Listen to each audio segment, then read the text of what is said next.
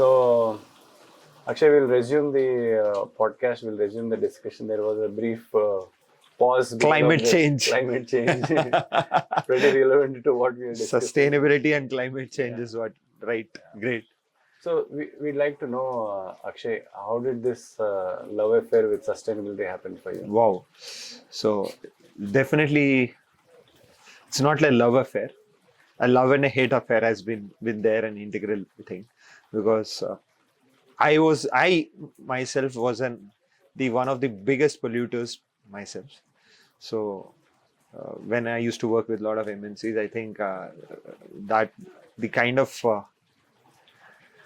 littering I have done in my life for without knowing and knowingly is something which hit me when I was there in the Ahmedabad, which I was sharing it to you. So on that line, so 4 years back when we started off with that Ahmedabad thing, there was one incident that actually hit me and actually brought me back to my senses. Was when I was there in the forest area.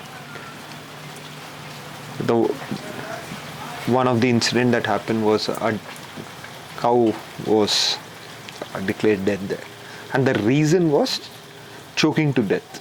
I'm curious to understand what was the reason. How can a cow choke to death? Was strangling happened, or someone tried to do what was exactly? Was the rope too tight? And I was curious to understand what was the reason of it. So I requested the officials that I definitely want to see what was it, and they didn't allow me to an extent, but they definitely did. I had a opportunity to speak with the doctors and the other officials. The cause of death was because of plastic. So when the postmortem or autopsy was carried out, they retrieved 9.25 kgs of plastics from there. Wow.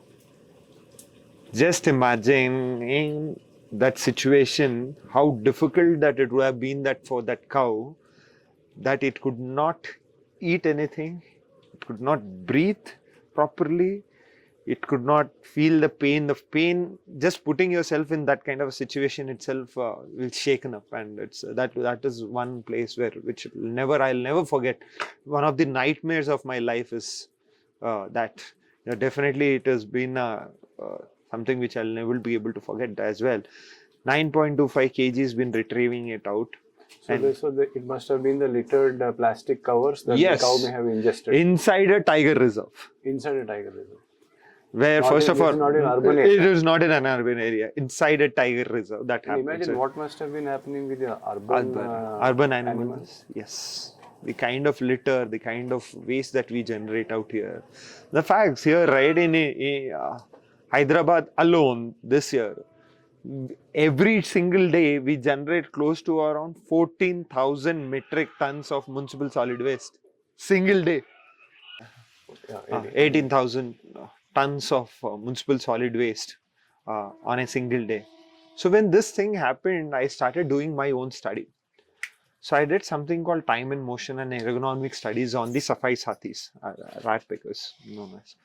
So when I did a study to understand this, why is this so much of litter? Why is that so much has not been properly channelized and moving out of it? And what is that option? So I did a time and motion and ergonomic study there in a dump yard, spent amount of 6 months there in a dump yard to identify what is their portions. So I did something called Reba and Rula analysis. It's a thing where how they are collecting it, what is the amount of collecting, what is a plastic. In my previous topics, I could tell you the exact weight of that bottles. I could tell you the exact thing because I've tested it. We've done it on the ground. We were there. I can tell you about what is happening. I can tell you about what is the weight of a chocolate wrapper, what is a chocolate. So we did all those learnings there on the ground. And then I understood one of the major challenge in this journey was, you're talking about this urban dump yards, but there is also a bigger problem, that is also the oceans bound plastics. How is even the ocean plastics ending up in oceans?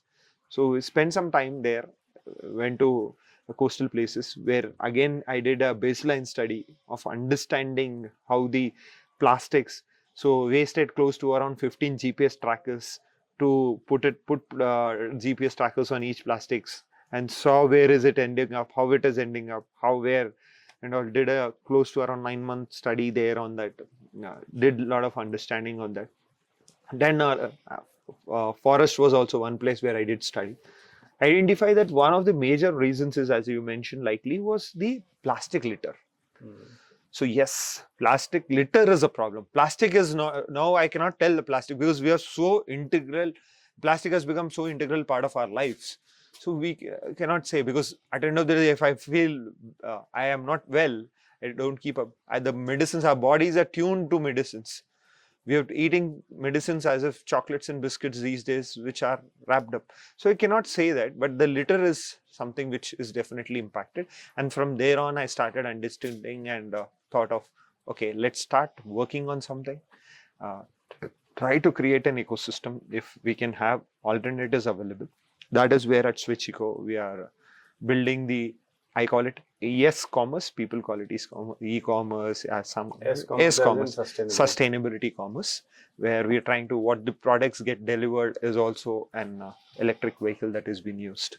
We are trying to work on with the trans, as I mentioned earlier, transgender community, the self-help groups and all. So the resources, the products that are available in the ecosystem around it are trying to use it and work on those things. That is how it's been there. So that is. So in the example that you said about that cow story, now there are a lot of people who worship cow as an animal. Correct. But probably they unknowingly they're littering, Correct. the littering polythene covers. Very true. And they may not be aware that they're actually causing the death of an animal they actually worship. Very true. What this has become a very difficult problem to explain them also, because plastic has become a just thing that rubbish that does not needs to stay in our houses. A proper waste management systems have never been brought into practices there. India has unfortunately become the world's largest generator of waste. Yes, we are the world's largest generators. There are multiple countries, but the amount of population that we have against the pollution that we generate is also there. And most of it we are not recycling. We don't. So I don't blame individuals only out here. It is also the industries. Correct. And also the individuals. We have never been, the waste management has never been an integral part of our lives. There is still a 70% of our population who would not understand what sustainability is all about. I think one of the first questions that you asked, how can we break down sustainability to our day-to-day lives? So doing something like that. And a classic example, what you guys are also doing, a revolutionary way of changing the way construction happens at your end. And also how the communities live. You are trying to get all the Lego blocks in a place with a beautiful name called Ekam. I think that's a wonderful part. And the kind of bricks that you guys use, the kind of waste management practices that have been followed, the kind of water conservation that you guys are doing. And I've always been cribbing about you, telling that why are you using Hyderabad first? I think you should be calling always India's first, because the kind of initiatives, IoT devices been brought in for monitoring electric, water. I think I don't see. We have this debate on the calls all of the time, but I have not seen anything who's doing it, who's actually brought sustainability to your doorstep, which still many people who just think of it, but you have actually brought it. And which is, those are the small practices that we follow, but there are also many other practices that an individual can do it to make their life better. First thing, accepting a fact that you can make a switch towards sustainability itself is a bigger step towards this, is what I feel. Yeah. You were mentioning about one particular industry that you visited in Mumbai, where that industry wants you to bring in some sustainability. Yeah. And for you to tell them how they can be more sustainable, you need to understand first how unsustainable they are. So as an individual, if I have to become more sustainable, I need to understand how unsustainable I am in the first place. So let's say I'm a layman, like you said, 70% of our population probably don't understand sustainability. Let's say I'm part of the 30%, at least I can understand.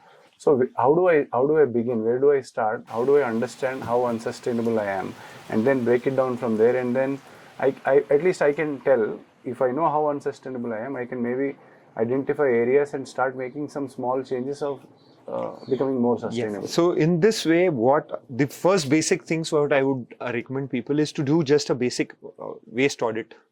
Waste audit. It of our houses, of ourselves, and identify places, points, touch points, basically the touch points where you can make the switch, where options are available, and where you can make a switch. So when you do a waste audit, you will identify that, okay, I have been using this water bottles on a daily basis. Around that's how I'll talk about myself. So I used to carry, when I was there, it was part of, we used to recycle it, but still a crate of 24 bottles used to be there always in my car on a regular basis. So one thing which I understood, okay, why am I carrying 24 water bottles? So that I can offer it to someone to drink it. You mean the plastic bottles? Okay. Earlier. So when I used to do it. Now then I realized, do I need to do it? And how much of water are they drinking from it? As well. Then I realized, okay. Then I stopped cutting down on those plastic bottles. I start bringing 5 steel bottles are there in my car all the time these days. You can refill it. You can drink it. The best part is we were the most sustainable species in the world who have gone the one most sustainable species in the world now. 15 years down the line, have you ever seen plastic so much usage that what we are talking about? I still remember my old days, we used to have food every time the food was served, any parties or any weddings, on a banana leaf. Banana leaf or visarakus. Now you see only plastic filter leaves. Yeah. And people don't understand. There was an experiment that I did. Just put some water, whoever is using those green color plates, so-called green color plates, you call paper plates. There is a layer of plastic on top of it. Just put some water on it, just try to clean it and put it in any glass and see the color change in it. You're basically consuming plastics. You're basically consuming chemicals.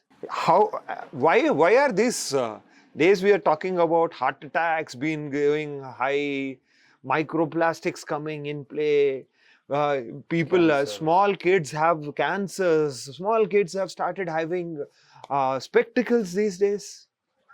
We are yet to see the worst. The plastic has gone to our heads. What all things it is going to change, we don't know. Yes, I am trying to threaten people with this words I'm telling, because none of us actually know what is it going to do. We're not even realizing what's happening. The plastic is getting burned, farms are using insecticides, pesticides, where you have plastic traces there. Mother's milk has plastic traces, just born kids have plastic traces in their blades in 1 to 7 days. And we don't know what is it going to lead to. If you start adapting, coming back to a question, we should, once we do a waste audit, identify where the options that we can make a switch towards. There are multiple things, starting off with having your own check. You can use bamboo toothbrushes in your washrooms. You can use handmade soaps.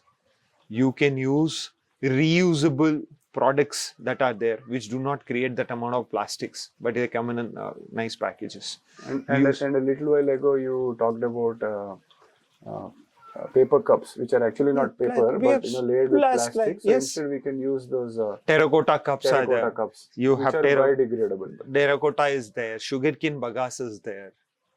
Steel glasses are there, reusable. They are options. The problem is I have become so lazy that I don't want. I want snacks to be ordered in 10 minutes. Earlier I remember I used to going out for grocery shopping was like a fun time for our family. All family going down, doing a grocery shopping so that we can choose what is it. We buy things that what we need in a quantity that we need. Now excessive and impulsive buying is happening more. We are buying just because there is a sale 1+1. We are buying because there is, that's a huge packet that is available at a less price. But we have never tried to measure it within our day-to-day basis. We have never gone back. We have stopped. Earlier, every household used to have some greens at their houses. Leafy vegetables that were there in their own household pots that were there. The compost of our own house was used to provide it for it. We stopped it. We stopped. At least I remember, we used to have tomatoes in our backyard, eggplants in our backyard. And I'm just recalling earlier when there was some house cleaning, there was some papers, plastic. We used to go and give it to that kabadi wala. Yes. Right now, all the waste actually goes to Dustbins. and it is probably not going to. And that too single dustbin. Single dustbin where that is also contaminated with wet waste in Yes. the existing. So your single dustbin has batteries, your single dustbin has cardboard, your single dustbin has plastic, your single dustbin has sambar, you have rasam. It's like a full-fledged menu on a single plate. And expecting the Mother Earth to digest it all. I wish we humans can take that as a challenge and eat all together at one single plate. What is Earth? It's the same thing what we give back. If we can't digest something, how are we expecting it to digest itself? It is definitely sourced from there and mixed with multiple other things and given back to it. That is what we cannot. Someday or the other, if we try to eat also, we are going to puke. That is what is going to happen.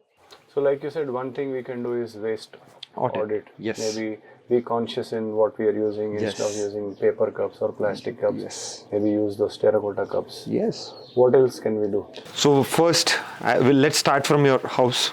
Once you do that, as I was mentioning earlier as well, you do the waste audit. When you do a waste audit, you will understand what are the items that you can reduce, reuse, and recycle.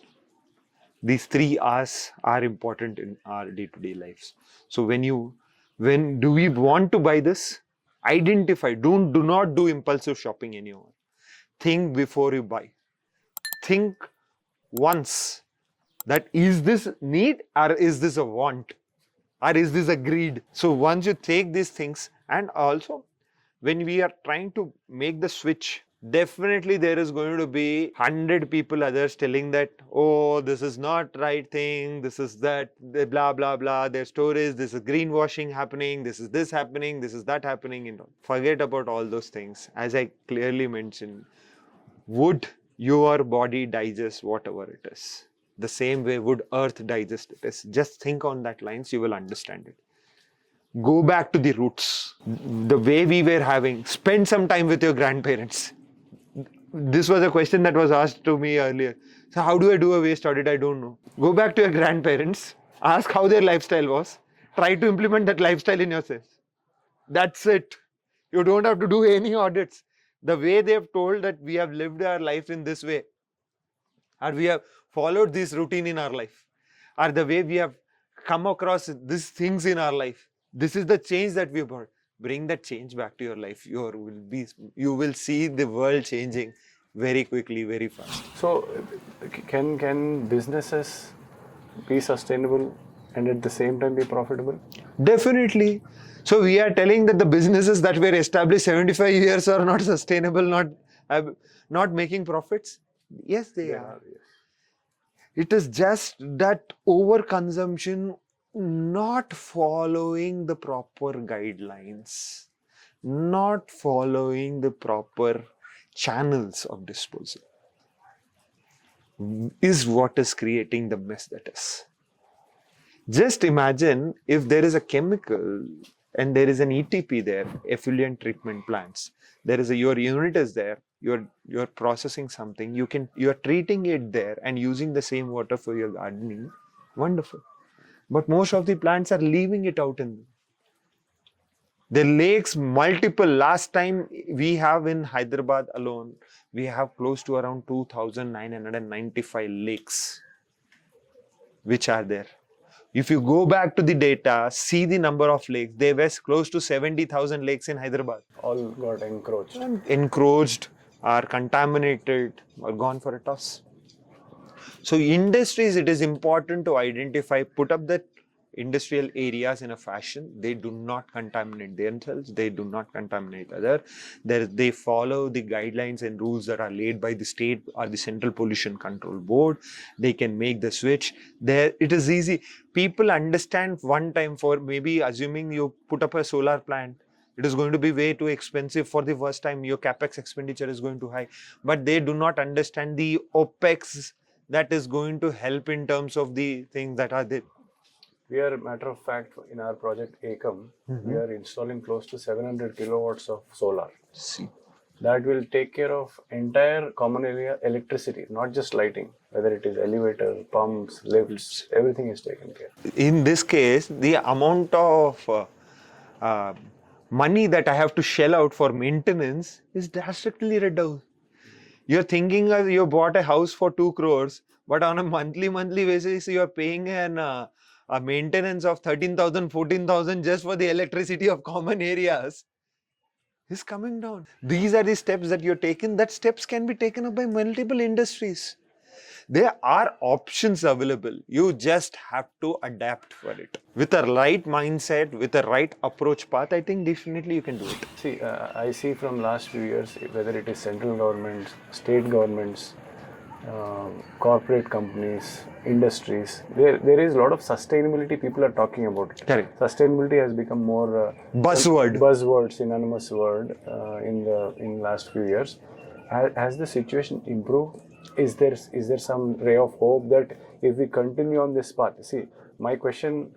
I know. I don't know which way should I take this, because what the ground reality is totally different. Correct. There is lot of greenwashing that is happening. Lot of misleading data is out available there. Fake data. There are multiple big brands that are claiming they are sustainable where they are not. I just give out an example and just tell me. I'm just curious to understand from most of the people that who ask me this question. Like, there are brands in the name of sustainability. They burn their clothes so that they do not want to show it that they come out on sales. They do have any sale part on that.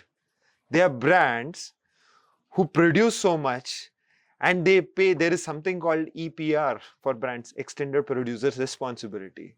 And their EPR, so they are expecting per kg of plastic is collected by a rat picker or by a machinery at a price of 80 paise. How is it even possible? I still don't understand. How is that 80 paisa for a person to go collect, segregate, store, build, bind, send it out to a recycler or send it out to anything happens at an 80 paisa cost with the logistics per kg for the cost which is included from to collecting it from a household to sending it out to a recycling unit or a co-processing unit. How is it even possible? So you are actually doing something not right. And you are claiming that yes, we are doing it. Is it not right? There are multiple such things. That's the reason I didn't want to go it. There are multiple brands who are doing it. How is it in plastic? Now we are in the forest areas, are in the oceans. How is the plastic? I don't know if plastic could fly. I don't know if the plastic could go there in the places which are there. Then how is the plastic going there if every brand was responsible enough and doing it in a proper fashion? Then why is it happening? From bad, we are going to worst, I feel.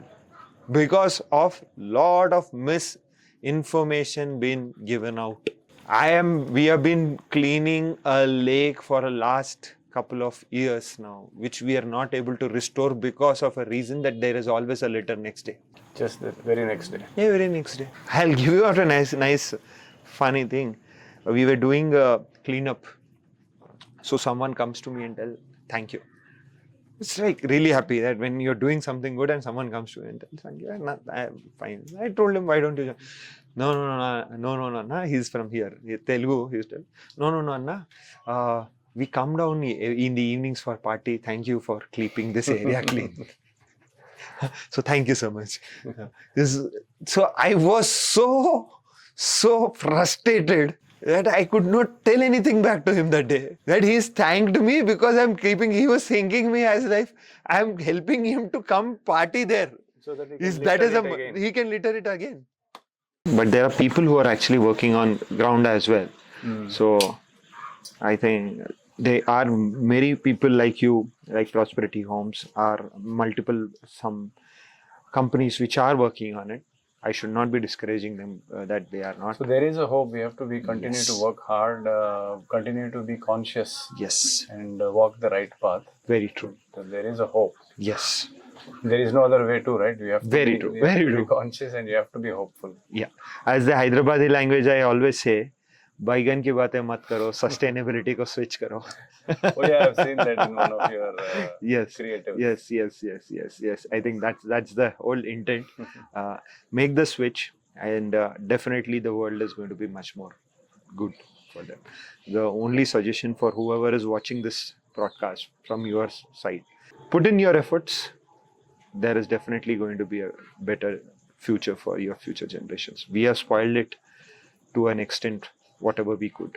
Let the future generations at least get whatever is left out there. That's it. I'm JP from Prosperity Homes, and we have started this initiative called Sustainably Positive.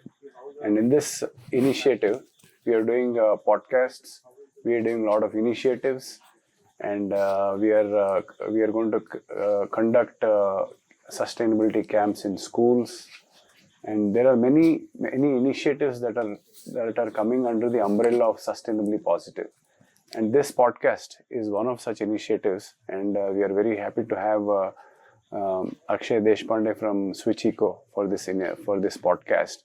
And the idea of this podcast, this is possibly one of the first sustainability podcasts in India done by a real estate company, and we are very happy to be part of that initiative. The idea is to invite the biggest brand ambassadors or cheerleaders of sustainability and ask them how we can be sustainable in our everyday lives. And we are very happy today we had Akshay share a lot of thoughts with us.